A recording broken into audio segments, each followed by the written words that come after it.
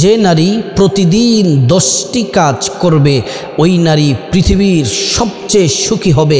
আল্লাহর পক্ষ থেকে ওই নারীর প্রতি রহমত বরকত নাজিল হবে। ওই নারীর প্রত্যেকটা চাওয়া আল্লাহ তাআলা পূরণ করবেন। আল্লাহ পাক রব্বুল আলামিন ওই নারীকে নেককারিনী হিসেবে আল্লাহ তাআলা কবুল করে নেবেন। দুনিয়াতেও এই নারী সফল, আখিরাতে আল্লাহ তাআলার পক্ষ থেকে মহা পুরস্কার পাবে। 1 নাম্বার হলো যে নারী 5 ওয়াক্ত নামাজ সময় মতো আদায় করবে। 5 ওয়াক্ত নামাজ সময় মতো যথা সময়ে সঠিক সময়ে আদায় করবে।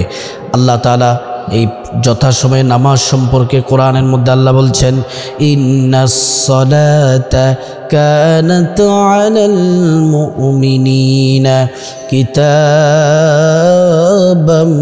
মাওকুতা। আল্লাহ তাআলা বলছেন নিশ্চয়ই সালাত কানাত আলাল মুমিনিনা কিতাবাম মাওকুতা, মুমিনরা নির্দিষ্ট সময়ে যথা সময়ে যেন তারা 5 ওয়াক্ত নামাজ যেন আদায় করে। পুরুষ যারা আছে তারা মসজিদে নামাজটি আদায় করবে, আর মহিলা মা বোনেরা বাসার মধ্যে তারা যথা সময়ে নামাজটা আদায় করবে।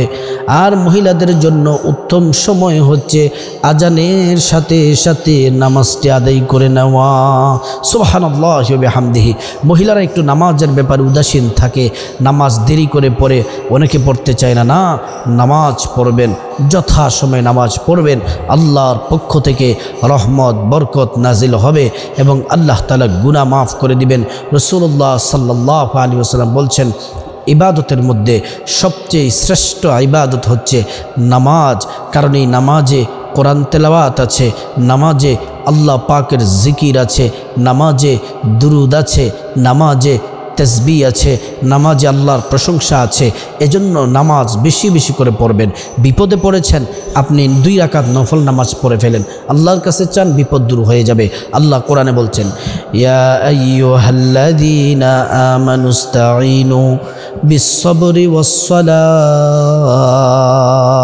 আল্লাহ তাআলা বলছেন, হ্যাঁ ঈমানদারেরা, তোমরা আমি আল্লাহর কাছে সাহায্য চাও, আল্লাহর কাছে সাহায্য চাও নামাজ এবং সবরের মাধ্যমে, নামাজ এবং ধৈর্যের মাধ্যমে আমি আল্লাহর কাছে সাহায্য চাও, আমি আল্লাহ রাব্বুল আলামিন তোমাদেরকে সাহায্য করব। এজন্য সময় মতো নামাজ আদায় করতে হবে। 2 নাম্বার হচ্ছে 2 নাম্বার হচ্ছে রমাদান মাসে রোজা রাখতে হবে। রমাদান মাসে 30টি রোজা রাখতে হবে। অনেক মা বোনদের রমজান মাসে পিরিয়ড হয়, যেই কয়দিন আপনার পিরিয়ড থাকে সেই রোজাটি ভেঙে আপনি পরবর্তী সময়ে এই রোজাগুলা কাজা আদায় করতে হবে। রমাদানের রোজা অবশ্যই আপনাকে রাখতে হবে। প্রাপ্তবয়স্ক, আপনার বালেগা প্রাপ্তবয়স্কা যে আমার মা বোনেরা আছেন, আপনারা সবাই কিন্তু রমাদান মাসের রোজা রাখতে হবে। এখন অনেক জায়গায় এমন শোনা যায়, মা বলে তোর শরীরটা নষ্ট হয়ে যাবে, রোজা রাখার দরকার নাই। আপনার এই ভালোবাসা আপনার সন্তানকে জাহান্নামে নিক্ষেপ করার মাধ্যম হয়ে দাঁড়াবে। এজন্য রোজা রাখতে বলবেন। 3 নাম্বার হচ্ছে নিজের সতীত্বকে হেফাজত করা, লজ্জাস্থানকে হেফাজত করা, সতীত্বকে হেফাজত করা। আল্লাহ পাক কোরআনের মধ্যে বলছেন, কুল্লিল মুমিনাতি ইয়াগদুদুনা মিন আবসারিহিন্না ওয়া ইয়াহফাযনা ফুরুজাহুন্না ওয়া লা ইউবদিনা যিনাতাহুন্না। আল্লাহ তাআলা মুমিন নারীদেরকে বলেন, তোমরা তোমাদের দৃষ্টিকে সংযত রাখো এবং তোমাদের লজ্জাস্থানকে হেফাজত করো। লজ্জাস্থানকে হেফাজত করার জন্য বলেছেন। আর লজ্জাস্থান আপনি হেফাজত করবেন, স্বামী ব্যতীত অন্য কোথাও জেনা বেবিচারি পরকিয়াতে যাবেন না, আপনার জীবন ধ্বংস হয়ে যাবে। শুধুমাত্র আপনি আপনার স্বামীর জন্য হালাল, আপনার স্বামীর জন্য হালাল, আর বাকি সবার জন্য আপনি হারাম। আপনি জীবন চলে যাক, কিন্তু নিজের সতীত্ব অন্য কারো কাছে আপনি বিলিয়ে দিবেন না। কারণ নারীদের সবচেয়ে সম্মান হচ্ছে নারীদের লজ্জা, এটা হচ্ছে নারীদের সবচেয়ে বেশি গুরুত্বপূর্ণ বিষয়।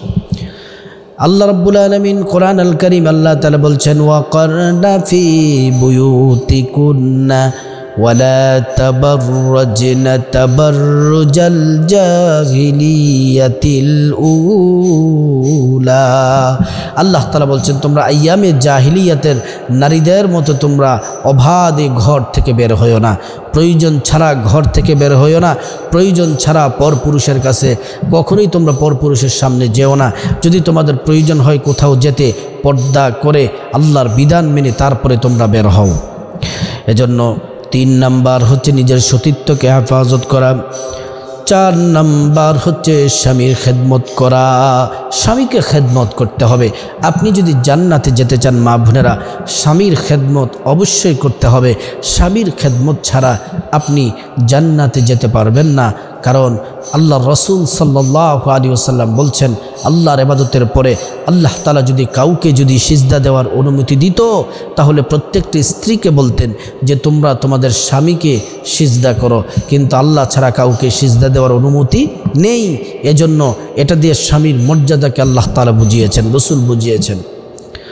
কারণ আল্লাহ রসুল সাল্লাল্লাহু আলাইহি ওয়াসাল্লাম বলছেন স্বামী স্ত্রী যদি মিল মোহাব্বত ভালোবাসার বন্ধনে যদি থাকে, আল্লাহ রাব্বুল আলামিন সব থেকে বেশি খুশি হন। আর স্বামী স্ত্রী যদি তর্ক বিতর্ক ঝগড়া ফাসাদে যদি লেগে থাকে, ডিভোর্স যদি হয়, সবচেয়ে বেশি রাগ করেন, গুসা হন, কষ্ট পান আমার আল্লাহ পাক রাব্বুল আলামিন, সব থেকে বেশি খুশি হন শয়তান।